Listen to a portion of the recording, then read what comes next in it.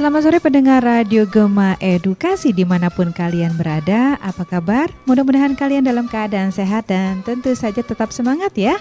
Dan kita berjumpa lagi dalam bimbingan belajar untuk siswa-siswi kelas 11.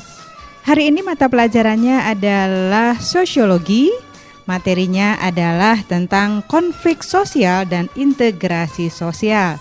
Selama 1 jam kita akan bersama dalam berbagi ilmu untuk semua. Dan Rahma berharap kalian sudah siap ya. Tapi tunggu dulu, kalian bisa mengakses siaran radio Gema Edukasi ini di www.disdikbud.lampungprof.go.id. Baik, sebelum kita mulai, kita dengarkan dulu alunan nada yang pertama.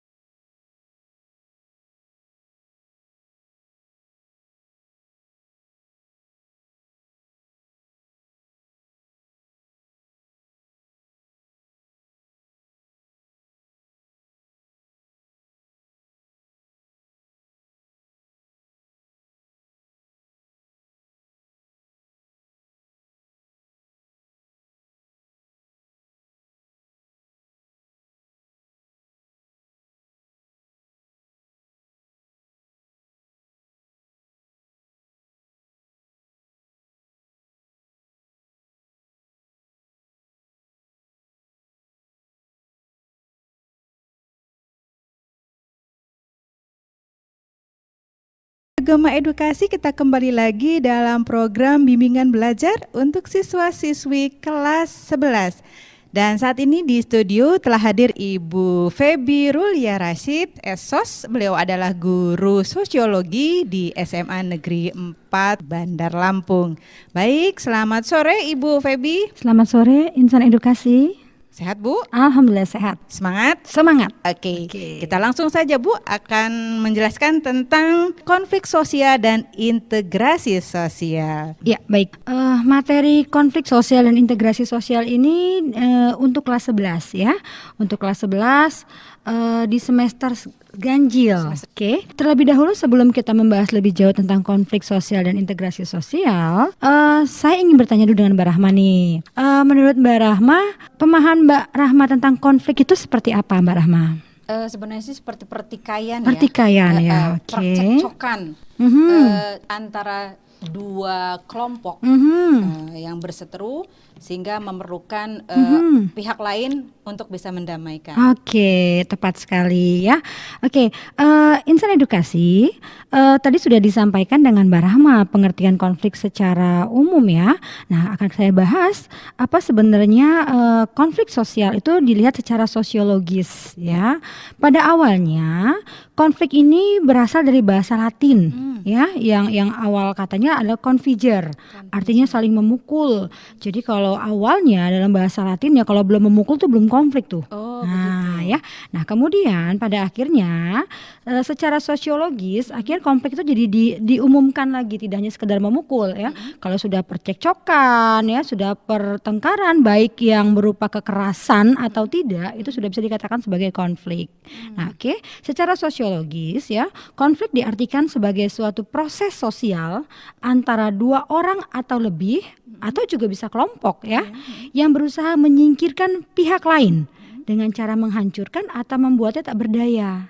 Nah, ini bisa jadi dengan adanya kekerasan, bisa jadi tidak terlihat dengan kekerasan fisik ya. Oke. Jadi intinya konflik itu pakai fisik, kekerasan fisik ya. Bisa jadi fisik, bisa jadi tidak kalau konflik. Oke. Ya, oke. Nih ada pendapat ahli nih, pendapat menurut Sujarno Sukamto ya. Konflik dikatakan sebagai suatu proses sosial individu atau kelompok yang berusaha memenuhi tujuannya dengan jalan menentang pihak lawan yang disertai dengan ancaman dan atau kekerasan. Nah, jadi ini jelas bisa jadi ada kekerasan atau tidak dengan kekerasan. Ya, oke, itu sangat jelas ya. Sekarang kita lihat apa saja sebenarnya faktor-faktor penyebab konflik? Apa saja itu? Ya, kita lihat kenapa sih bisa ada konflik ya? Nah, pertama itu karena adanya perbedaan individu. Perbedaan individu. Ya, dengan perbedaan kita ini menyangkut perasaan, pendirian, ide, ya, harga diri, identitas seseorang yang berbeda. Ini bisa jadi konflik. Kadang-kadang tak usah jauh-jauh, adik sama kakak aja kalau punya keinginan berbeda bisa jadi konflik. Betul. Yang satu mau belajarnya tempat yang tenang, yang satu mau belajarnya tempat yang ada musik. Ya kan kalau di kamar sama-sama sekamar, konflik. Kakaknya minta dimatikan, adiknya minta dihidupkan. Nah, ini sudah salah satu konflik akibat adanya perbedaan individu. Ya, oke. Nah, faktor yang kedua itu karena adanya perbedaan kebudayaan. Ya, kenapa kebudayaan itu bisa jadi konflik? Karena setiap kebudayaan itu kan mempunyai nilai dan norma yang berbeda, Mbak. Ya, jadi ada anggapan bahwa baik dalam satu masyarakat belum tentu baik untuk masyarakat yang lainnya. Tergantung dengan nilai dan norma yang dianutnya. Ya, jadi bisa dikatakan belum tentu apa yang dilakukan oleh masyarakat Jawa terus dianggap di Lampung jadi tidak sesuai. Nah, ini kan jadi konflik. Nah, itu makanya perbedaan kebudayaan juga jadi sebuah konflik. Oke. Yang ketiga, perbedaan kepentingan. Nah, ini kepentingan ini memang dapat menyebutkan konflik ya. Ya, seseorang punya kepentingan berbeda dengan kepentingan yang lainnya. Semua orang ingin mendahulukan kepentingannya tentunya. Nah, inilah yang juga menyebabkan timbulnya sebuah konflik. Nah, faktor yang terakhir, Insan Edukasi, faktor penyebab konflik adalah perubahan sosial. Ya, tidak semua masyarakat bisa menerima perubahan-perubahan sosial. Sehingga kadangkala banyak masyarakat juga yang menentang terjadinya perubahan ya. Tetapi ada sebagian yang mendukung adanya perubahan. Nah, oleh karena itu perubahan sosial juga dapat dikatakan sebagai salah satu faktor penyebab sebuah konflik. Iya. Oke, kita lanjutkan? Ya, kita lanjutkan ya. Sekarang saya akan membahas tentang bentuk-bentuk dari konflik. Ini ada pendapat ahli nih. Ya, menurut Lewis A. Kauser, ya, Lewis membedakan konflik dalam dua bentuk. Pertama, konflik realistis. Itu, yang kedua konflik non realistis. Ya. Nah, kalau konflik realistis itu berasal dari kekecewaan individu atau kelompok terhadap sebuah sistem, ya, atau tuntutan yang terdapat dalam hubungan sosial. Ya, itu ada yang dikatakan realistis.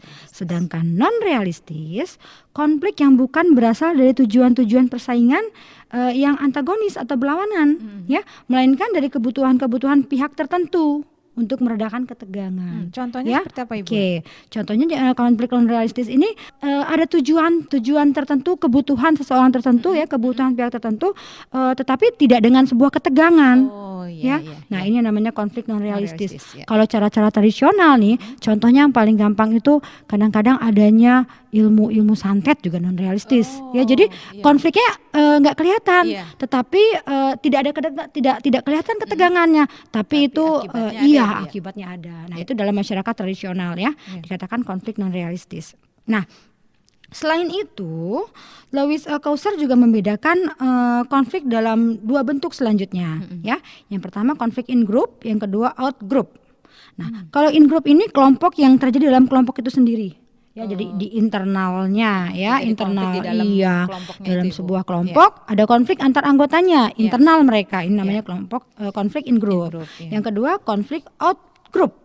Nah, kalau ini kelompok satu dengan kelompok yang lain. Ya, jadi ada dua kelompok. Iya, kalau yang in group hanya satu kelompok internal mereka, sedangkan out group satu kelompok berkonflik dengan kelompok yang lain. Oke, sekarang menurut Sujono Sukamto, nah konflik dibedakan dalam 5 bentuk. Yang pertama konflik atau pertentangan pribadi. Ya. Yang kedua konflik atau pertentangan rasial. Ya, yang ketiga konflik atau pertentangan antar kelas-kelas sosial, ya. Selanjutnya ada konflik atau pertentangan politik, ya. Yang terakhir konflik atau pertentangan bersifat internasional. Nah, inilah pendapat Sujono Sukamto bentuk-bentuk dari konflik. Iya. Selanjutnya akan saya sampaikan konflik berdasarkan sifat. Konflik juga punya sifat ternyata, ada ya. Berapa, Bu, sifatnya, Bu? Sifatnya galak atau baik ini, Bu? Ya, kita lihat ternyata berdasarkan sifatnya konflik itu terbagi dua. Ya, oke, insan edukasi terbagi dua. Pertama adalah konflik destruktif. Kalau sudah destruktif, ini kan menghancurkan, ya, itu sudah merusak. Jadi konflik ini, ya, konflik yang muncul karena adanya perasaan tidak senang, rasa benci, dan dendam seseorang atau kelompok, ya, sehingga menghancurkan atau dapat merusak. Nah, ini konflik destruktif. Wah, jadi ini sudah sangat jelas berbahaya, ya, karena menghancurkan. Nah, yang kedua ada konflik konstruktif. Mohon maaf, ya, konflik konstruktif.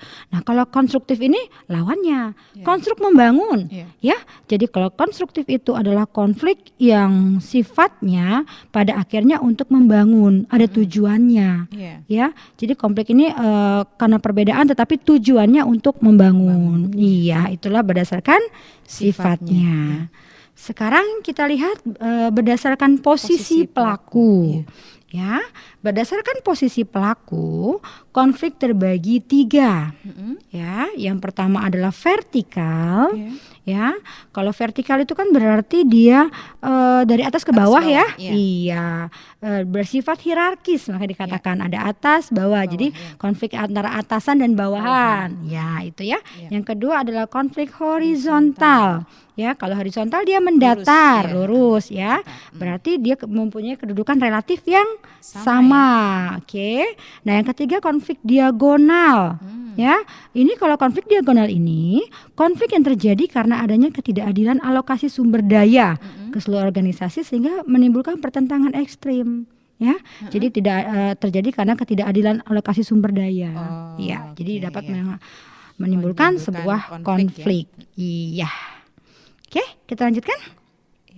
Oke, kita lanjutkan. Kita lihat konflik berdasarkan sifat pelaku yang berkonflik. Yang pertama adalah konflik terbuka. Ya, kalau konflik terbuka ini konfliknya diketahui oleh semua banyak orang ya. Kita bisa melihat ya dengan jelas ditampilkan di televisi, semua orang bisa surat kabar ya, semua orang bisa memantau bagaimana konfliknya. Terjadinya, Nah, yang Bu, ya. kedua konflik tertutup. Nah, kalau tertutup seperti memang katanya tertutup, jadi memang tidak dibuka untuk publik ya. Jadi hanya sebagian orang-orang atau kelompok yang terlibat konflik saja yang mengetahui tentang konflik tersebut. Iya. Oke, kita lanjutkan sekarang, kita lihat berdasarkan konsentrasi aktivitas manusia di dalam masyarakat. Ya, yang pertama adalah konflik sosial. Ya, konflik sosial ini merupakan konflik yang terjadi akibat adanya perbedaan kepentingan sosial dari pihak yang berkonflik. Ini juga terbagi dua. Ya, yang pertama vertikal, yang kedua juga horizontal. Hampir sama dengan ini ya, Bu, ya? Ya, oke. Apa itu? Ya. Posisi pelaku ya, Bu. Oh iya, berdasarkan posisi pelaku juga tadi ada konflik horizontal dan konflik vertikal ya. Betul. Ya, kalau dalam konflik sosial ini, kalau vertikal itu contohnya antara masyarakat dengan negara. Ini hubungannya dengan masyarakat dan negara. Kalau konflik horizontal itu antar suku, antar agama, ya. Itu untuk konflik sosial. Yang kedua konflik politik. Ini biasanya kalau sudah politik perbedaan kepentingan nih, berkaitan dengan kekuasaan. Ya, kalau sudah politik selalu hubungannya kekuasaan. Oke. Yang ketiga konflik ekonomi. Ya, kalau ekonomi ini konflik akibat adanya perebutan sumber daya ekonomi dari pihak yang berkonflik. Ya, hubungannya biasanya dengan materi, ya, sumber-sumber ekonomi. Ya, oke. Yang terakhir konflik ideologi. Ya, konflik akibat adanya perbedaan paham yang diyakini oleh seseorang atau kelompok. Ya, ini yang lagi heboh-hebohnya ISIS nih ya. Iya, betul. Karena perbedaan ideologi ya, mereka menganggap seperti perbedaan ideologi ya. Iya, betul. Jadi menghalalkan segala cara untuk kepentingan ideologinya tentunya. Oke. Sekarang kita lanjutkan insan edukasi. Kita lihat dari sudut yang terakhir nih, sudut psikologi sosial. Ternyata Ursula Le ya mengemukakan konflik itu terbagi 9 dilihat dari sudut psikologi sosialnya. Ada konflik dengan orang tua, konflik dengan anak-anak sendiri ya, konflik dengan keluarga, konflik dengan orang lain, konflik suami dan istri, konflik di sekolah, konflik dalam pemilihan pekerjaan, konflik agama, dan konflik pribadi. Iya, inilah macam-macam konflik ya, dilihat dari berbagai macam sudut ya, dari awal sampai terakhir dari sudut psikologi sosial. Ya, itu yang dapat saya sampaikan. Oke, Mbak Rahma. Baik, pendengar Radio Gema Edukasi, kita rehat sejenak. Setelah yang satu ini kita akan kembali lagi. Jangan kemana-mana, tetaplah bersama kami di Bimbingan Belajar untuk Siswa-Siswi kelas 11.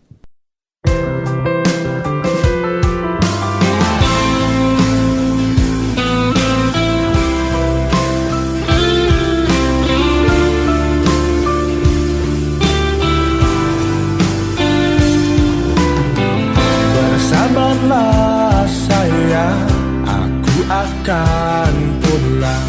Jangan dengarkan gosip murahan tentang aku. Berjanjilah sayang, untuk selalu setia, meski ku tak selalu di sampingmu. Tak usah menangis meratapi aku, tak perlu kau berpikir ku meninggalkanmu. Mana mungkin selimut tetangga hangat di tubuhku dalam kedinginan malam-malam panjang. Setiap tidurku selalu kesepian.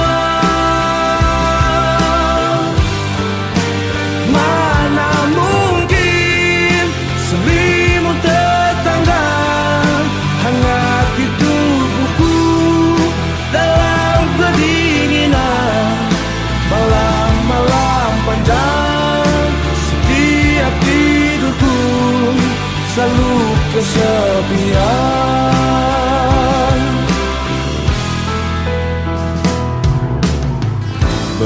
Janjilah sayang untuk selalu setia, meski ku tak selalu di sampingmu. Tak usah menangis meratapi aku, tak perlu kau berpikir ku meninggalkanmu.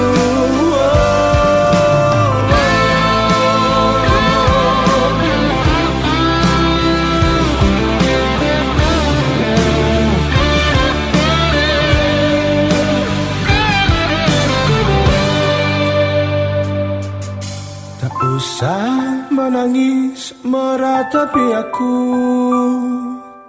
tak perlu kau berpikir ku meninggalkanmu. Mana mungkin selimut tetangga hangat di tubuhku dalam kedinginan malam-malam panjang. Setiap tidurku selalu kesepian.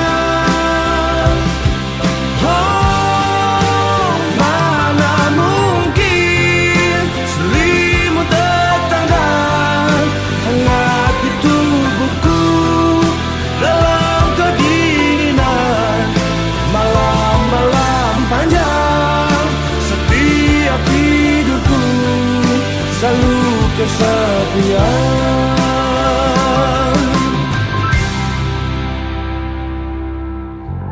Bersabarlah sayang, aku akan pulang.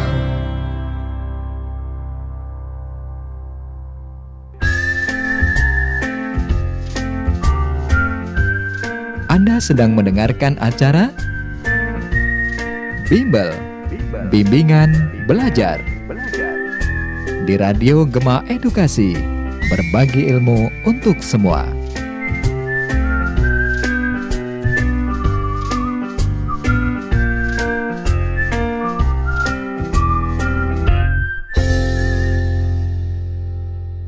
Mendengar Radio Gema Edukasi, kembali lagi dalam program Bimbingan Belajar untuk siswa-siswi kelas 11. Dan kita akan melanjutkan kembali materi kita masih tentang konflik sosial dan integrasi sosial, dan kita masuk ke submaterinya adalah dampak sebuah konflik. Ibu Febi, silakan kita lanjutkan. Iya, Insan Edukasi, baiklah. Akan saya lanjutkan ya materi konflik dan integrasi sosial ini. Kita akan lihat sekarang dampak sebuah konflik. Selama ini kita selalu berpikir bahwa konflik itu hasilnya pasti negatif. Tetapi tadi di awal kita sudah jelaskan bahwa ternyata konflik juga ada yang destruktif, ada yang konstruktif. Nah, sebenarnya dari situ saja kita sudah bisa pahami bahwa sebenarnya konflik itu tidak selalu selamanya berefek negatif.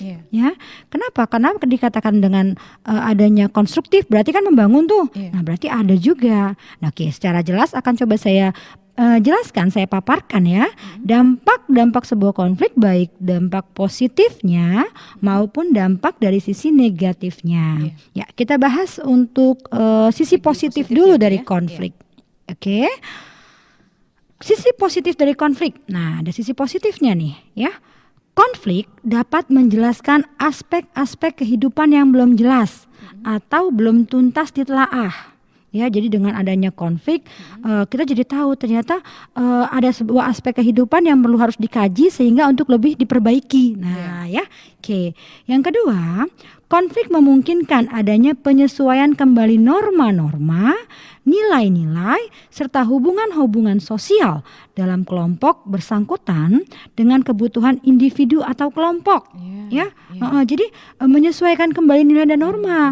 Jadi yang pada awalnya mungkin kita tidak sadar, dengan ada konflik jadi sadar. Oh, ternyata ini sudah melenceng dari nilai norma kita. Nah, mengingatkan ya, mengembalikan kita ke rel yang benar. Berarti ini membangun ya, Bu ya. Membangun. Oke ya, karena memang positif. Jadi membangun. Nah, yang ketiga, konflik dapat meningkatkan solidaritas sesama anggota kelompok. Ya, yang sedang mengalami konflik dengan kelompok lain. Jadi kalau awalnya ada konflik in group di dalam, tahu-tahu kelompoknya bermasalah dengan kelompok lain. Nah, anggotanya kadang-kadang melupakan masalah di dalam, bersatu kembali untuk bersama-sama melawan kelompok lain. Nah, gitu. Yang paling mudah contohnya ini deh, kalau melihat ini sepak bola, ya. Sepak bola, kita antar pendukung sepak bola tuh berantem. Banyak yang berantem ya. Bonek, apalagi Jack ya. Wah, banyak lagi deh seperti itu berantem. Tetapi suatu ketika Indonesia melawan negara lain, ya supporter semua bersatu mendukung Indonesia. Nah, karena dianggap ada musuh lain. Nah, inilah jadi salah satu juga sisi positif dari konflik ya, dapat meningkatkan solidaritas. Yang keempat, konflik merupakan jalan untuk mengurangi ketergantungan antar individu dan kelompok. Jadi kalau dengan adanya konflik, mau nggak mau ketergantungan menurun. Ya, oke. Yang kelima, konflik dapat membantu menghidupkan kembali norma-norma lama dan menciptakan norma baru. Ya, bisa jadi norma lama itu dihidupkan kembali, bisa jadi menciptakan sebuah norma yang baru. Ya, disesuaikan. Ya, oke. Yang keenam, konflik dapat berfungsi sebagai sarana untuk mencapai keseimbangan antara kekuatan-kekuatan yang ada di dalam masyarakat ya. Dengan adanya konflik jadi ada keseimbangan antara kekuatan-kekuatan dalam masyarakat. Yang terakhir, konflik memunculkan sebuah kompromi baru apabila pihak yang berkonflik berada dalam kekuatan yang seimbang. Ya, kalau kekuatan yang seimbang jadi memunculkan kompromi. Ya, nah ternyata inilah sisi positifnya dari konflik. Ya, ada sisi positifnya juga. Tapi kalau sisi negatifnya jelas ya. Apalagi yang konstruktif. Wah, itu sangat-sangat menghancurkan. Ya, oke, kita lihat deh dari sisi negatif dari konflik. Yang pertama, keretakan hubungan antar individu dan persatuan kelompok. Sudah pasti dia akan retak akibat adanya konflik ya. Yang kedua nih, konstruktif juga nih, kerusakan harta benda dan hilangnya nyawa manusia. Wah, ini juga ya sisi negatif dari konflik. Karena merusak itu ya Bu ya. Bisa Betul. Ya. Nah, yang ketiga adanya perubahan kepribadian para individu ya, yang tadinya mungkin tidak keras, tapi karena sudah ada konflik akhirnya jadi pakai kekerasan. Nah, kan jadi akan merubah kepribadian. Oke. Yang terakhir, munculnya dominasi kelompok pemenang atas kelompok yang kalah. Jadi ada yang menang, ada yang kalah. Ya, berarti ada sebuah kelompok yang harus dirugikan ya. Nah, inilah sisi negatif dari sebuah konflik. Oke, itulah sisi negatif dari konflik ya. Nah, kita sudah bahas nih sisi positif dan sisi negatif dari konflik. Nah, di awal tadi sempat saya katakan bahwa tidak semua konflik itu menggunakan kekerasan. Nah ya, sekarang kita akan bahas bersama-sama ya tentang kekerasan ya. Tidak semua konflik menggunakan kekerasan, tapi sudah pasti semua kekerasan sudah pasti konflik. Nggak akan mungkin orang melakukan sebuah kekerasan kalau tidak ada konfliknya ya. Sekarang kita lihat secara sosiologis ya, kekerasan umumnya terjadi saat individu atau kelompok yang berinteraksi mengabaikan norma dan nilai sosial ya dalam mencapai tujuan masing-masing. Akibatnya konflik yang bermuara kekerasan ya, jadi adanya menyebabkan cedera atau matinya orang lain, menyebabkan kerusakan fisik ya atau barang orang lain. Jadi kalau sudah kekerasan ini ada ciri yang paling khas adalah adanya bentuk-bentuk fisik ya, bentuk-bentuk fisik, baik cedera, baik kerusakan ya, baik kehilangan. Nah, ini yang dikatakan kekerasan. Oke. Sekarang kita bahas bagaimana sih caranya mengendalikan konflik dan kekerasan? Ya. Harus ada caranya ya Bu? Ada caranya harus ya. Nah, secara umum ada 4 macam bentuk pengendalian konflik. Ya, yang pertama adalah konsoliasi. Ya, yang kedua adalah mediasi. Yang ketiga adalah arbitrasi, yang terakhir adjudikasi ya. Nah, kita bahas satu persatu. Kalau konsoliasi ini dilakukan melalui lembaga tertentu yang memungkinkan diskusi dan pengambilan keputusan yang adil di antara pihak yang bertikai. Ya, jadi ada lembaga-lembaga memang yang sudah diberikan kewenangan ya untuk memungkinkan pihak yang bertikai atau berkonflik itu untuk dapat berdiskusi. Iya. Ya, Pihak jadi ketiga ya, Bu, ya ya? pihak ketiga. Tetapi ada bedanya dengan mediasi. Kalau mediasi itu seorang mediator, ya bukan berupa lembaga, tapi kalau konsiliasi itu harus melalui lembaga-lembaganya, ya. Oke. Nah, yang kedua akan kita bahas mediasi. Tadi sudah katakan bahwa kalau di mediasi harus ada mediator ya. Iya. Nah, mediasi ini dilakukan apabila kedua pihak yang berkonflik sepakat untuk menunjuk pihak ketiga sebagai mediator. Jadi kalau mediasi ini memang ditunjuk sepakat oleh orang yang berkonflik ya. Kedua belah pihak setuju bahwa menunjuk seseorang untuk menjadi mediator. Nah, ini namanya mediasi. Jadi perbedaannya kalau konsiliasi tadi ada lembaga, kalau mediasi bisa jadi perorangan, bisa jadi ya. Oke, yang ketiga adalah arbitrasi. Ya, arbitrasi ini dilakukan apabila kedua belah pihak sepakat untuk menerima atau terpaksa menerima hadirnya pihak ketiga yang akan memberikan keputusan untuk menyelesaikan konflik. Ini tidak kata sepakat ya untuk Nah, melakukan. tidak perlu ya. Jadi akhirnya sepakat atau terpaksa menerima pihak ketiga memberikan keputusan karena biasanya dua-duanya tidak mau mengalah nih. Akhirnya harus ada orang ketiga yang mengambil keputusan. Nah, akhirnya konflik dapat terselesaikan. Nah, itu arbitrasi namanya. Yang terakhir adalah adjudikasi. Nah, kalau ini penyelesaian konflik melalui pengadilan. Ya, kalau sudah adjudikasi ini Masuk ranah pihak hukum ya. ranah hukum. Ya. Oke, itu yang dapat saya sampaikan untuk konflik. Ya, sekarang kita akan membahas tentang integrasi sosial. Integrasi sosial. Iya. Kalau konflik tadi pertikaian, integrasi ini kebalikannya. Ya, penyatuan. Ya. Nah, dalam Kamus Besar Bahasa Indonesia, integrasi itu diartikan pembauran sesuatu yang tertentu hingga menjadi kesatuan yang utuh dan bulat. Nah, jadi ini persatuan, kesatuan ya. Nah, integrasi sosial ya, kita akan bahas tentang integrasi sosial, merupakan proses penyesuaian unsur-unsur yang berbeda dalam masyarakat sehingga menjadi satu kesatuan. Nah, ini kalau dilihat dari sosiologisnya ya. Jadi unsur-unsur yang berbeda itu dapat bersatu ya, bisa jadi berbeda ras, berbeda etnis, agama, kebiasaan dan norma dan sebagainya dapat bersatu. Nah, ini ada integrasi sosial ya. Oke, ada syaratnya loh. Terjadi integrasi itu ada syaratnya. Ada syaratnya. Ya. Oke, ada syaratnya. Ini ada pendapat William ya. William F. Cockburn ya, dan Meyer Nenkov ya. Syarat terjadi integrasi itu ada 3. Yang pertama, anggota masyarakat merasa bahwa mereka berhasil saling mengisi kebutuhan-kebutuhan mereka. Jadi akan terintegrasi kalau ada perasaan bahwa mereka tuh bisa saling mengisi kebutuhan. Ya, oke. Yang kedua, masyarakat berhasil menciptakan kesepakatan atau konsensus. Konsensus itu mengenai dana norma. Jadi nilai dan normanya sepakat. Kalau tidak sepakat nilai dan norma, nggak bisa integrasi. Nah, tapi karena ada sepakat akan nilai dan norma, terjadilah konsensus kesepakatan ya. Nah, yang ketiga, nilai dan norma sosial itu berlaku cukup lama dan dijalankan secara konsisten ya. Jadi kalau nilai normanya berlaku sudah lama dan konsisten, ini bisa menjadi syarat terbentuknya sebuah integrasi. Ya.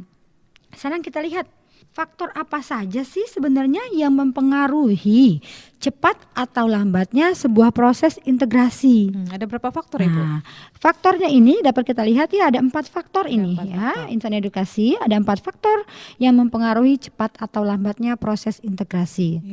Ya, pertama, homogenitas kelompok. Ya. Faktor yang mempengaruhi cepat atau lambatnya proses integrasi. Ya, jadi ada faktornya ini, apakah sebuah kelompok itu dapat terintegrasi dengan cepat atau tidak. Ya, nah ini faktor yang pertama adalah homogenitas kelompok. Ya, biasanya pada masyarakat yang homogenitasnya tinggi, integrasinya lebih mudah. Jadi lebih homogen akan lebih mudah. lebih beragam, lebih hetero, akan lebih sulit integrasinya. Iya karena kalau homogen kan berarti akan banyak kesamaan Iya, dalam terutama dalam nilai dan norma yang berlaku. iya. Jadi akan lebih mudah integrasinya. Nah, yang kedua, besar kecilnya kelompok. Ya, kalau makin besar penyesuaiannya juga semakin lamban. iya. Iya, karena banyak kemauan biasanya Iya, kan. betul. Iya. Ya. Nah, yang ketiga, mobilitas geografis, ya. Semakin sering anggota suatu masyarakat datang dan pergi, semakin lama proses integrasinya. Iya, Ya, kalau masyarakatnya ganti-ganti terus iya. ya, Jadi, rubah lagi orangnya, iya, rubah lagi penyesuaiannya masyarakatnya, juga lama penyesuaian ya. Iya, lagi. iya. Jadi akan lebih lama integrasinya. Iya. Nah, terakhir adalah efektivitas komunikasi. Nah, semakin efektif, biasanya integrasi anggotanya semakin cepat tercapai. Ya, oke. Nah, itu yang dapat saya sampaikan. Kemudian kita akan membahas tentang bentuk-bentuk integrasi sosial. Ya. Ada berapa bentuk ini, Bu? Ya, integrasi sosialnya ada tiga Ada nih. tiga. Ada tiga, Mbak. Oke, kita bahas insan edukasi ya. Bentuk-bentuk dari integrasi sosial. Yang pertama, integrasi normatif.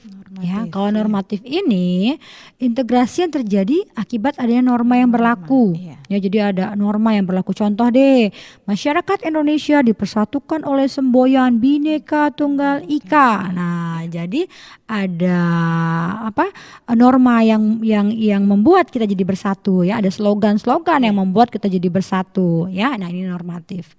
Yang kedua, integrasi fungsional. Ya, kalau fungsional ini terbentuk sebagai akibat adanya fungsi tertentu dalam masyarakat. Jadi ada pembagian. Ya, ada pembagian misalnya orang Minang itu dikenal dengan pedagang. Nah, orang Bugis dikenal dengan melaut. Nah, sehingga orang Bugis kan membutuhkan orang Minang juga ya untuk membeli sesuatu. Iya, betul. Nah, orang Minang juga membutuhkan orang Bugis untuk mendapatkan ikan. Nah, ini karena fungsi-fungsi yang berbeda ini sehingga masyarakatnya menganggap bahwa memenuhi kebutuhan mereka dengan adanya fungsi-fungsi tertentu dalam masyarakat ini. Jadi terpenuhi kebutuhannya dengan fungsi-fungsi yang berbeda. Nah, yang ketiga ada integrasi koersif. Nah, kalau koersif ini terbentuk karena kekuasaan dimiliki penguasa. Jadi ini dipaksakan kalau koersif ini ya. Integrasi mau nggak mau harus terintegrasi, harus bersatu. Nah, inilah bentuk-bentuk dari integrasi sosial yang dapat saya sampaikan. Selanjutnya kita akan bahas tentang proses integrasi. Ya. Proses integrasi itu yang pertama namanya asimilasi. Ya. Ini berhadapan dua kebudayaan atau lebih saling mempengaruhi sehingga memunculkan budaya baru dengan meninggalkan sifat asli. Jadi intinya gini, ada kebudayaan baru bercampur dengan kebudayaan lama sehingga membentuk suatu kebudayaan baru. Ya, jadi kalau dapat dimudah gini deh, lingkaran dengan kotak jadinya segitiga. Nah, karena berbeda ya. Oke. Nah, yang kedua adanya alkulturasi ya. Proses sosial yang terjadi bila sebuah kelompok sosial dengan kebudayaan tertentu dihadapkan dengan kebudayaan baru ya, sehingga kebudayaan baru itu diserap. Ya, tetapi tanpa meninggalkan kebudayaan sifat aslinya. Ya, jadi kebudayaannya tidak yang asli tidak ditinggalkan. Ya, gampangnya gini, kotak dengan bulat, nanti hasilnya ya kotak bulat. Nah, jadi bercampur ya, tidak menghilangkan yang lama, tapi juga menerima yang baru. Nah, itu ya proses dari integrasi. Nah, sekarang materi terakhir yang akan saya bahas adalah faktor-faktor pendorong integrasi sosial. Ya, faktor-faktor pendorongnya. Yang pertama, adanya toleransi terhadap kebudayaan yang berbeda. Ya, jadi kalau adanya toleransi dengan kebudayaan berbeda, itu akan menjadi membuat sebuah integrasi sosial tercipta dengan baik. Ya, kalau nggak ada toleransi, itu akan sulit. Ya, karena kalau kebudayaan kan berbeda tuh, nilai norma berbeda. Nah, kalau ada toleransi, bisa terjalin integrasi. Yang kedua, kesempatan yang seimbang dalam bidang ekonomi. Ya, nah dengan adanya keseimbangan dalam ekonomi juga menciptakan integrasi. Jadi tidak ada istilah yang lebih, yang kurang. Nah ya, yang ketiga mengembangkan sikap saling menghargai orang lain dengan kebudayaannya. Jadi walaupun punya budaya yang berbeda, tetap saling menghargai. Ya, nah ini sebenarnya ciri khas bangsa Indonesia ini harusnya ya. Betul. Ya. Nah yang keempat adanya sikap yang terbuka dengan golongan yang berkuasa. Ya, yang keempat adanya persamaan dalam unsur-unsur kebudayaan. Terus yang kelima ada amalgamasi nih. Ini perkawinan percampuran. Jadi misalnya menikah Lampung dengan Jawa, kan akhirnya integrasi dia itu kan kelompok keluarga Jawa terintegrasi dengan keluarga Lampung karena adanya amalgamasi. Yang terakhir adanya musuh bersama dari luar. Nah, yang tadi saya sebutkan tuh kalau sepak bola Indonesia kan karena ada musuh bersama akhirnya jadi kita terintegrasi, kita bersatu untuk bersama-sama melawan musuh bersama. Nah, itu dia faktor pendorong yang dapat saya sampaikan. Saya rasa itu yang dapat saya sampaikan. Semakin menarik perbincangan kita mengenai konflik sosial dan integrasi sosial. Dan nanti setelah yang satu ini kita akan kembali lagi. Tetaplah bersama kami di Radio Gema Edukasi, berbagi ilmu untuk semua.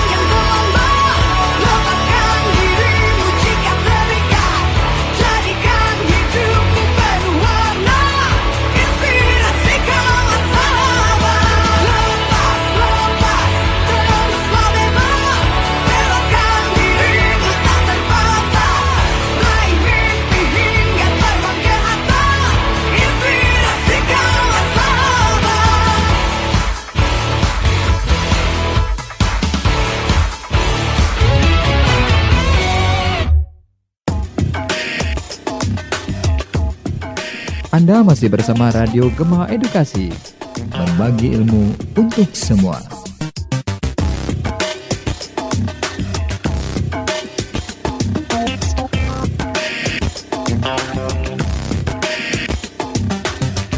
Pendengar Radio Gema Edukasi, masih dari Jalan Dr. Andes Warsito nomor 72 Teluk Betung Bandar, Lampung. Radio Gema Edukasi, berbagi ilmu untuk semua. Terima kasih untuk kalian yang masih setia bersama kami, untuk setia mendengarkan program bimbingan belajar ini. Dan hari ini kita materinya adalah sosiologi.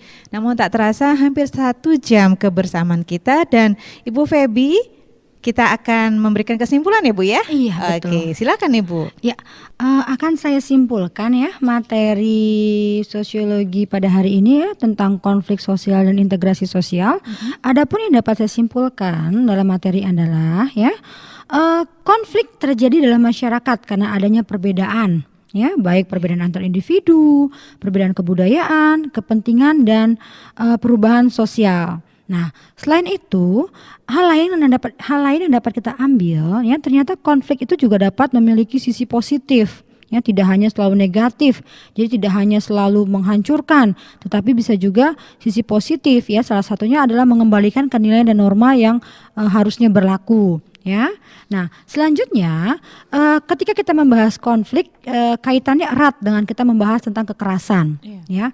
Tetapi tidak semua konflik berujung atau berakhir pada kekerasan, tetapi semua kekerasan sudah pasti ada konflik. Nah, dengan adanya konflik dan kekerasan harus kita cari apa cara pengendaliannya. Nah, tadi kita sudah bahas caranya ada 4. Pertama adalah konsoliasi, mediasi, arbitrasi, dan adjudikasi. Ya, sudah kita bahas tadi. Nah, kemudian yang terakhir dapat saya simpulkan, yang dapat saya sampaikan, bentuk integrasi sosial juga penting untuk diingat oleh insan edukasi, ya. Tadi kita sudah bahas bahwa bentuk-bentuk integrasi sosial itu ada 3, ada normatif, fungsional, dan koersif. Ya, saya rasa itu yang dapat saya sampaikan, kesimpulan yang dapat saya berikan. Terima kasih Ibu Rahma, saya kembalikan. Baik, terima kasih Ibu Feby atas kehadirannya dan telah berbagi ilmu dengan kita semua. Mudah-mudahan apa yang tadi disampaikan Ibu Feby bermanfaat dan pastinya untuk membantu pembelajaran insan edukasi di sekolah. Demikianlah pendengar Radio Gema Edukasi, kebersamaan kita dalam program acara bimbingan belajar untuk sore hari ini. Mata pelajaran kita adalah IPS Sosiologi. Materinya adalah konflik sosial dan integrasi sosial. Saya Rahma dan Ibu Feby Rulia Rashid Esos pamit undur diri dari ruang dengar kalian. Terima kasih atas kebersamaannya dan esok kita bisa berjumpa kembali dalam waktu yang sama dengan materi yang berbeda. Dari Studio Dinas Pendidikan dan Kebudayaan Provinsi Lampung, Radio Gema Edukasi berbagi ilmu untuk semua, mengucapkan tetap semangat dan sampai jumpa.